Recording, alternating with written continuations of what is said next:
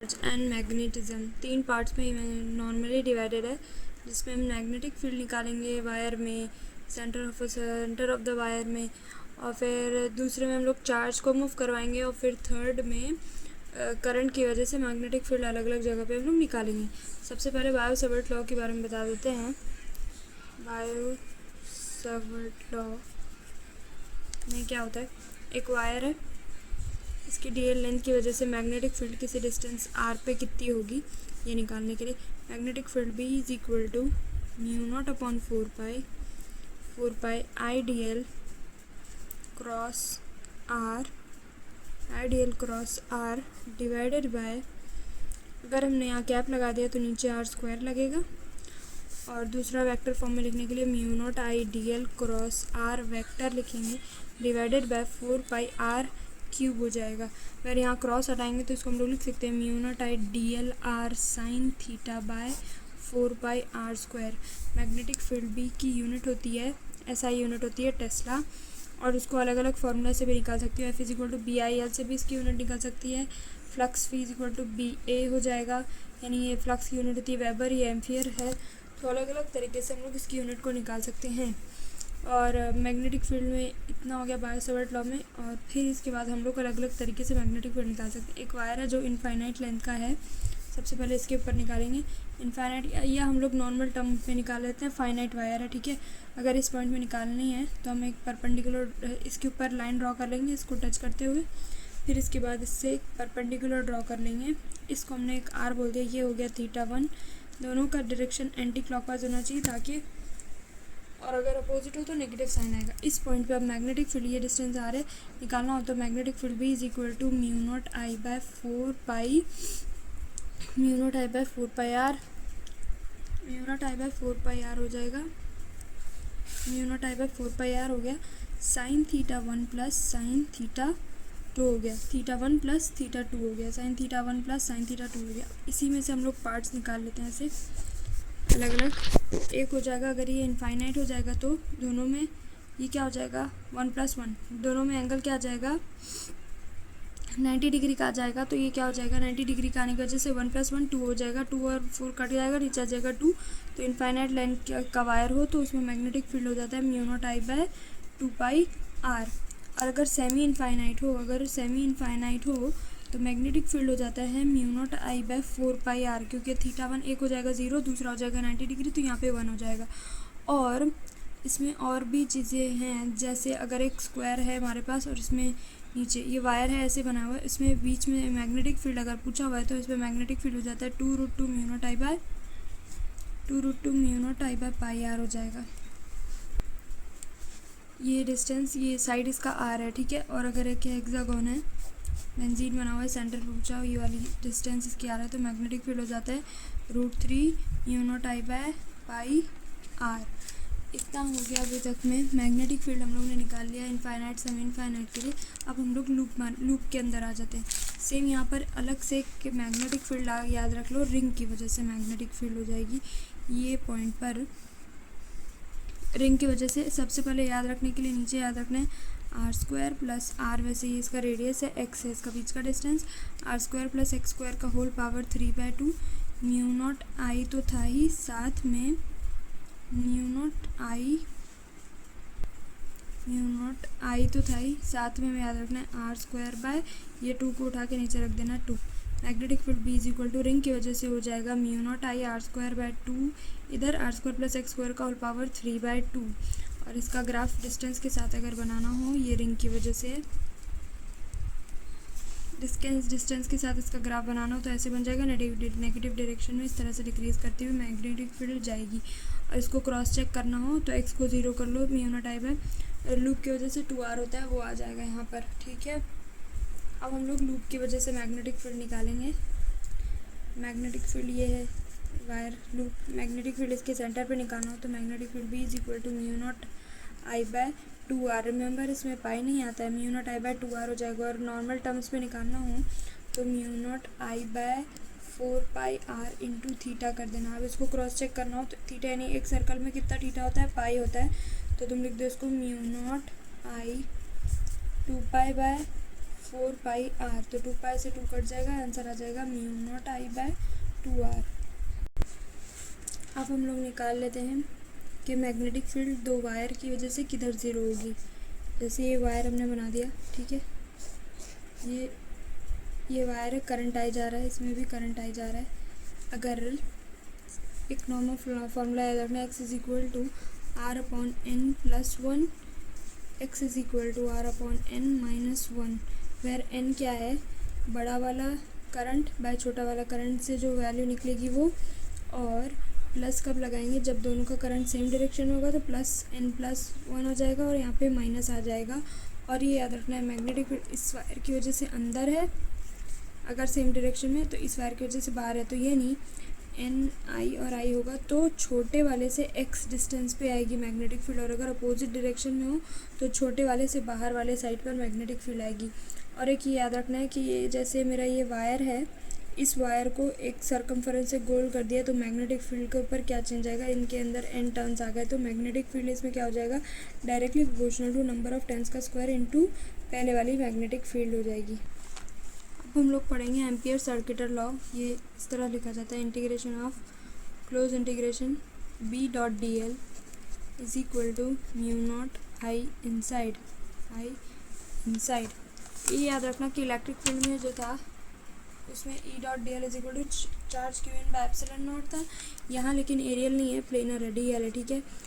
Integration of B.dl is equal to μ0I inside, ये valid होगा हर जगह, वैलिड होगा एवरीवेयर, लेकिन लगाया वहीं जा सकता है जहाँ सिमेट्री हो। और देख लेना कि magnetic field mu not current I inside, लेकिन अफेक्ट सारे मैग्नेटिक फील्ड का होगा, ये याद रखना है। और जहाँ पे भी निकालना हो वहाँ लूप बना लेना है, और उसके बाद हम लोग उसको डायरेक्टली ऐसे ही फाइंड कर लेंगे। अब हम लोग को मैग्नेटिक फील्ड निकालना है इन अ सिलेंडर। अगर ये मेरा हॉलो सिलेंडर है, समझ लो हॉलो सिलेंडर है, ये हॉलो सिलेंडर है, CYLINDI, तो इसमें मैग्नेटिक फील्ड किस तरह से वेरी करिए, अगर कुछ है ही नहीं अंदर तो मैग्नेटिक फील्ड होगी ही नहीं, अंदर inside magnetic field inside zero हो जाएगी, बाहर से इस तरह से इन्वर्सली प्रोपोर्शनल हो जाएगी। यहाँ पर हो जाएगा μ0I/, सेम इनफाइनाइट वायर जैसा ही ट्रीट करना है इसको, इनफाइनाइट वायर जैसा ही ट्रीट करना है। μ0I/2πr हो जाएगा कैपिटल R, और R डिस्टेंस दूर पर μ0I/2π स्मॉल r हो जाएगा R डिस्टेंस पे। और अगर हॉलो सिलेंडर लिया हुआ है हमने तो अंदर डायरेक्टली प्रोपोर्शनल होगा, बढ़ता जाएगा सरफेस के बाद वापस से डिक्रीज हो जाएगा। क्या, मैग्नेटिक फील्ड वर्सेस आर का ग्राफ, अंदर डायरेक्टली प्रोपोर्शनल टू आर है, तो इसको लिखने के लिए ऐसे लिख सकते हैं, magnetic field V is equal to μ0I/, wire जैसे ही लिखना है अभी तक, तो μ0I/2π लिखने के बाद डायरेक्टली प्रोपोर्शनल टू आर है, तो अब इसको नीचे कैपिटल R का स्क्वायर कर देंगे। और अगर इसको क्रॉस चेक भी करना हो तो हम अगर क्रॉस चेक करने जाएँ तो यहाँ पर एक R कट जाना चाहिए नीचे वाला, अगर कैपिटल R के बराबर हम इसको मान लें, स्मॉल r को R कट जाएगा, R आ जाएगा, तो वही सरफेस वाला बन जाएगा। μ0I/2πr सरफेस के लिए हो जाएगा, बाहर हो जाएगा μ0I/2π into small r, same as hollow cylinder की तरह हो जाएगा। सिलेंडर के बाद सोलेनॉइड और टॉरॉइड पढ़ लेते हैं। सोलेनॉइड में क्या होता है कि ऐसे वायर होते हैं, हेलिकली अरेंज्ड होते हैं, इसके अंदर जो एरिया बनता है एम्पियर सर्किटर लॉ का वो होता है रेक्टेंगुलर होता है। मैग्नेटिक फील्ड हो जाएगा μ0NI से याद रखना है, μ0N स्मॉल एन आई आ जाएगा, ठीक है। एन क्या होता है, number of turns per unit length होता है। और अगर एंड पॉइंट पे पूछा हुआ है मैग्नेटिक फील्ड तो μ0NI/2 हो जाएगा। इसका ग्राफ कैसे बनाया जाता है, ऐसे बनता है, मैग्नेटिक फील्ड वर्सेस आर का ग्राफ, एंड पॉइंट पे बाय 2 आधा हो जा रहा है मैग्नेटिक फील्ड। और अगर जैसे यहाँ पर हमने θ1 और θ2 लिखा हुआ है, ये एंड पॉइंट है, तो इसके लिए हो जाता है, फॉर्मूला हो जाता है μ0NI/2 sin θ1 प्लस sin θ2 हो जाएगा। अगर यहाँ से θ1 और θ2 एंगल दिया हुआ हो तो μ0I/sin θ1 प्लस sin θ2 हो जाएगा, एंड पॉइंट पे इस तरह से वेरी करेगा। अब टॉरॉइड की बात कर लेते हैं हम लोग। तो टॉरॉइड बना ले, ऐसे सर्कल होता है, जैसे सोलेनॉइड है उसको गोली बना दो, दैट्स इट। इसमें सेम सोलेनॉइड जैसा लिखना है, μ0N की जगह पर R एवरेज लिख दो, यानी इसमें क्या होता है कि ऐसे ये 2 R बनेगा, एक R1 बाहर वाला R2 या जो भी हो, तो इसमें R एवरेज लिखा है R1 प्लस R2/2 अगर दिया हुआ है तो ये ऐसे लेंगे, वरना number of turns per unit length से डायरेक्टली इसे हम लोग सॉल्व कर सकते हैं। अब हम लोग पढ़ेंगे मैग्नेटिक फोर्स, ये पार्ट 2 है इस चैप्टर का। Magnetic force due to moving charge हो जाएगा। देख लो, एक बात ये याद रखो, अगर कोई चार्ज रेस्ट पर है, रुका हुआ है, तो मैग्नेटिक फोर्स क्या होगा, हमेशा ज़ीरो होगा, ऑलवेज ज़ीरो होगा। इसका फॉर्मूला है, अगर चार्ज मूव कर रहा है मेरा, तो फॉर्मूला है force due to magnetic field Q into V cross B. और अगर फोर्स ऑफ मैग्नेटिक फील्ड निकालो तो वी की तरफ अपनी उंगलियां फिंगर्स को लेके जाना है, मैग्नेटिक फील्ड की तरफ कर्ल करना है, और जो थंब होगा वो डायरेक्शन देगा force due to magnetic field. इसी की वजह से यहाँ पर जैसे अगर हमने एक चार्ज Q लिया और उसको हमने इस तरह से x की तरफ V दिया, तो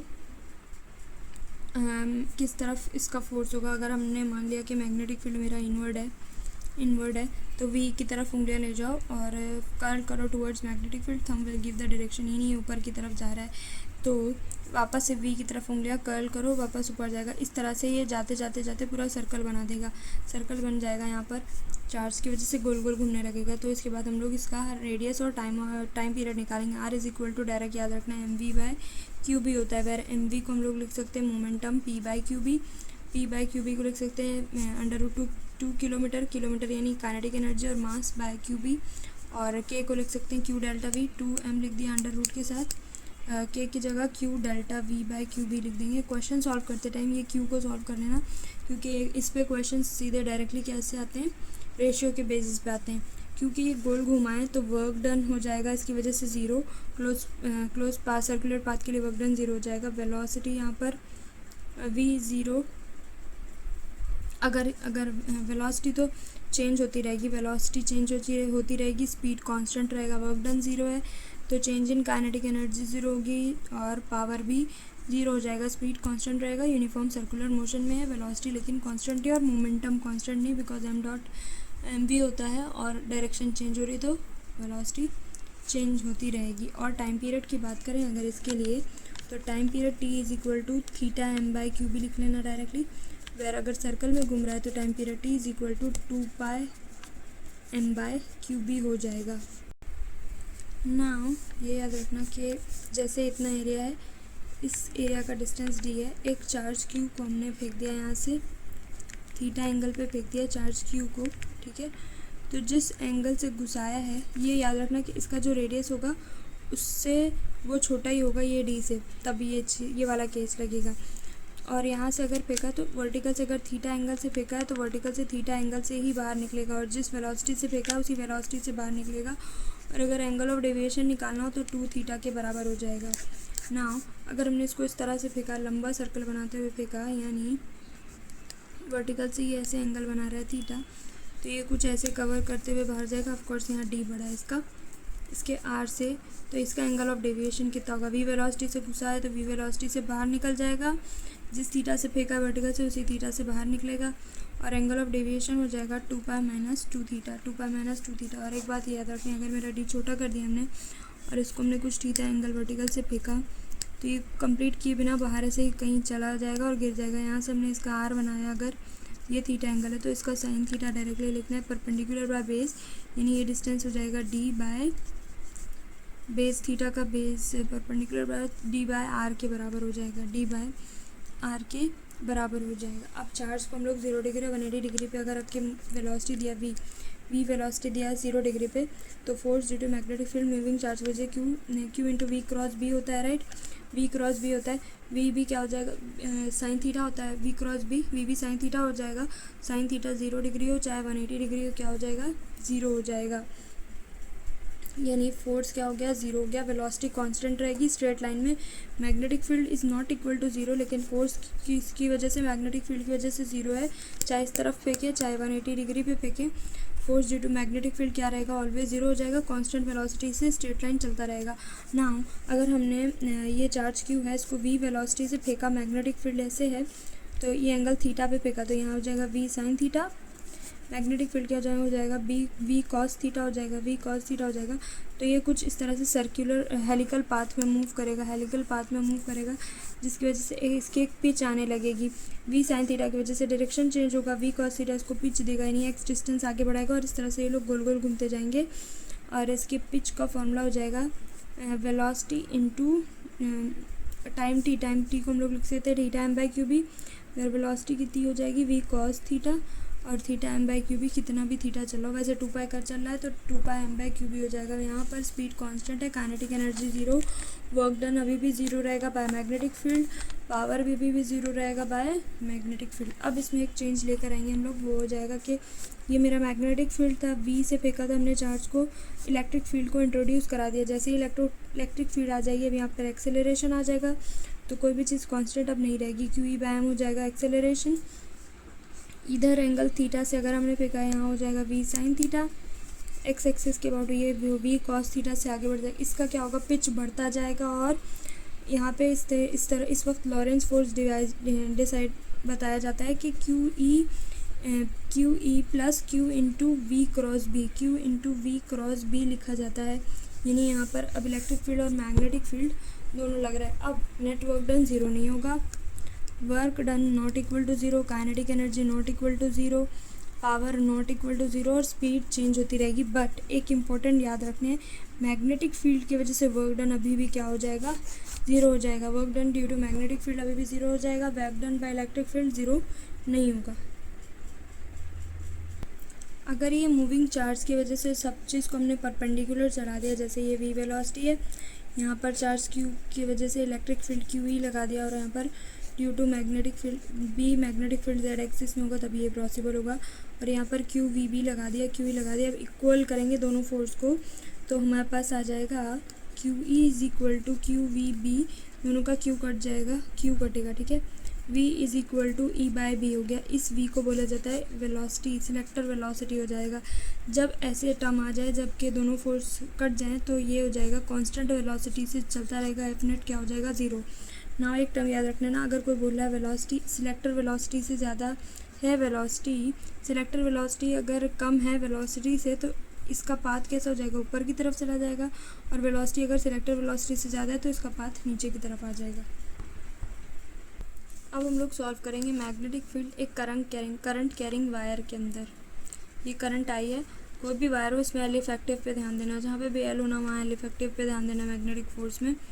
तो हमने एल इफेक्टिव बना लिया इसका, मैग्नेटिक फील्ड इस तरफ इनसाइड है, इसका force due to current carrying wire की वजह से कितना होगा magnetic force, B is equal to I into L effective, याद रखना क्रॉस बी।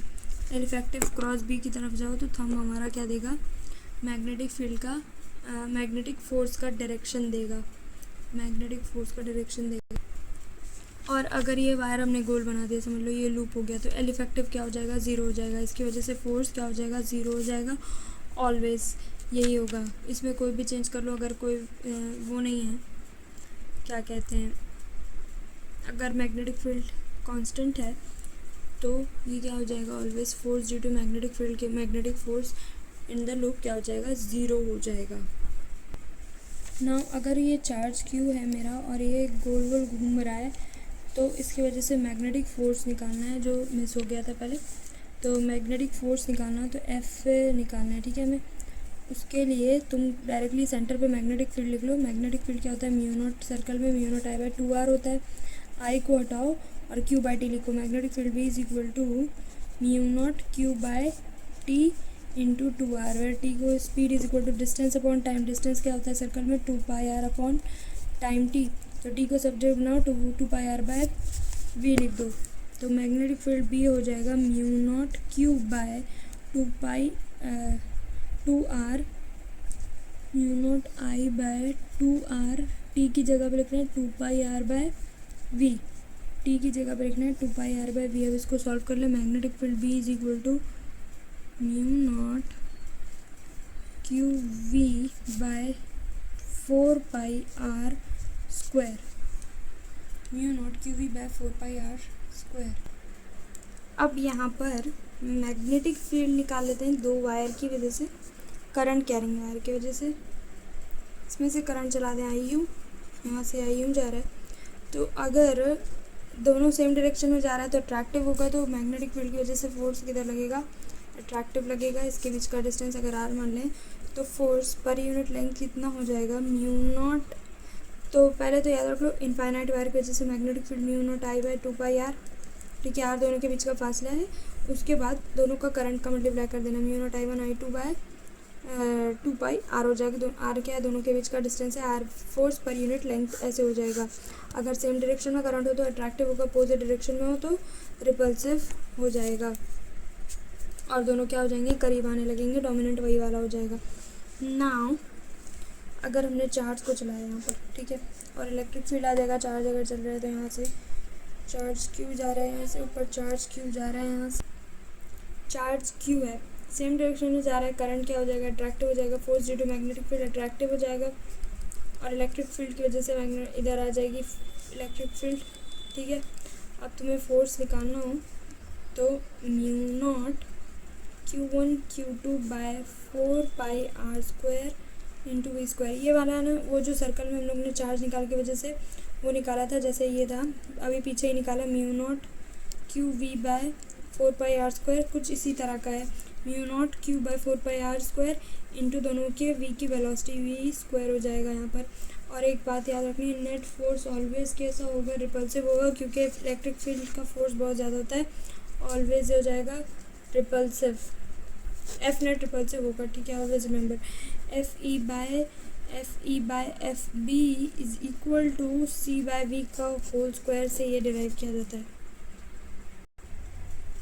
मैग्नेटिक मोमेंट निकालना हो अगर चार्ज की वजह से तो M by L is equal to Q by 2m याद रखना है, where L is equal to N H upon 2 pi for electron है ये सब, एन एच अपॉन 2 पाई। अब आ जाते हैं टॉर्क पर, torque tau is equal to M cross B, where यहाँ पे एम बी साइन थीटा हो जाएगा, इसको अलग अलग तरीके से, और यू हो जाएगा M dot B M B cos theta हो जाएगा यहाँ पर भी। और वर्क डन हो जाएगा अगर एक्सटर्नल फील्ड की वजह से हो तो चेंज इन पोटेंशियल एनर्जी, और अगर वर्क डन कंजर्वेटिव फोर्स की वजह से जैसे इलेक्ट्रिक फील्ड, ग्रेविटेशन, ये सब की वजह से हो तो minus of change in potential energy. सबको एक एक करके निकालना, उसके बाद वैल्यू डालना, वरना गलती हो ही जाती है।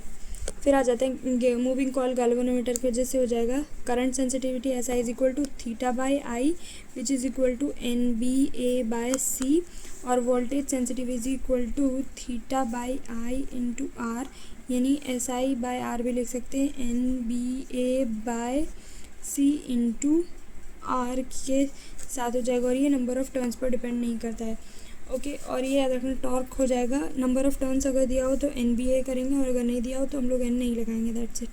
मूविंग चार्ज एंड मैग्नेटिज्म हो गया डन।